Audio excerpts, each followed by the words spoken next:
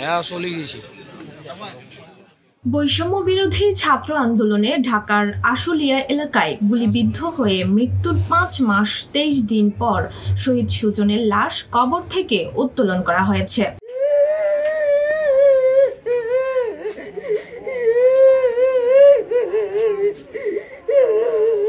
বুধবার দুপুরে আদালতের নির্দেশে শহীদ সুজনের লাশ ময়নাতদন্তের জন্য রংপুর মেডিকেল কলেজ হাসপাতালে পাঠানো হয়েছে। এর আগে সকালে লালমনিরহাটের হাতীবান্ধা উপজেলার বড়খাতা ইউনিয়নের পশ্চিম সারডুবি গ্রামের নিজস্ব পারিবারিক কবরস্থান থেকে তার মরদেহ উত্তোলন করা হয়।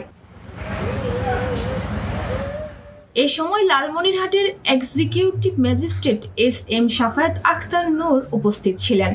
ছাত্র আন্দোলনে নিহত সুজন ওই এলাকার শহীদুল ইসলামের ছেলে। জানা গেছে, গত ৫ আগস্ট ঢাকার আশুলিয়ায় পুলিশের গুলিতে সুজন আহত হলে সহযোদ্ধারা তাকে গণস্বাস্থ্য নগর হাসপাতালে নিয়ে যায়। সেখানে চিকিৎসাধীন অবস্থায় মারা যান সুজন। পরে শহীদ সুজন হোসেনের মরদেহ তার নিজ বাড়ি হাতীবান্ধা উপজেলার বড়খাতা ইউনিয়নের পশ্চিম সারডুবি গ্রামে নিয়ে এসে পারিবারিক কবরস্থানে দাফন করা হয়। এই ঘটনায় শহীদ সুজনের বাবা শহীদুল ইসলাম গত ২১ আগস্ট আশুলিয়া থানায় একটি মামলা দায়ের করেন। সেই মামলার তদন্তের জন্য পুলিশ আদালতে আবেদন করলে আদালত একজন ম্যাজিস্ট্রেটের উপস্থিতিতে লাশ উত্তোলন করার নির্দেশ দেন।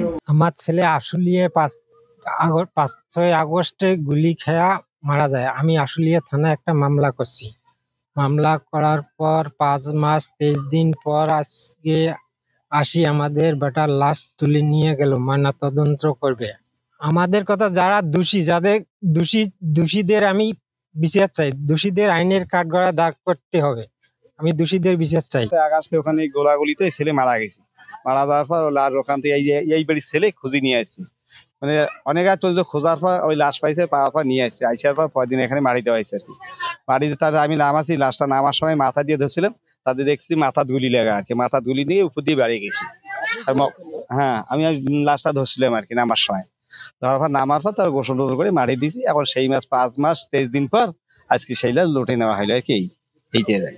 এ বিষয়ে হাতীবান্ধা থানার ভারপ্রাপ্ত কর্মকর্তা জানান, ৫ই আগস্টে আপনার ঢাকার আশুলিয়ায় বৈষম্য বিরোধী ছাত্র আন্দোলনের সময় শহীদ সুজন উনি গুলিতে নিহত হন। তার বিজ্ঞ আদালতের আদেশে আজকে তার লাশ নির্বাহী ম্যাজিস্ট্রেটের উপস্থিতিতে উত্তোলন করা হয় এবং এগুলো ফরেনসিক টেস্টের জন্য আপনার রংপুর মেডিকেল কলেজ হসপিটালে প্রেরণ করা হলো। ফারহানা প্রীতি, ভোরের পাতা।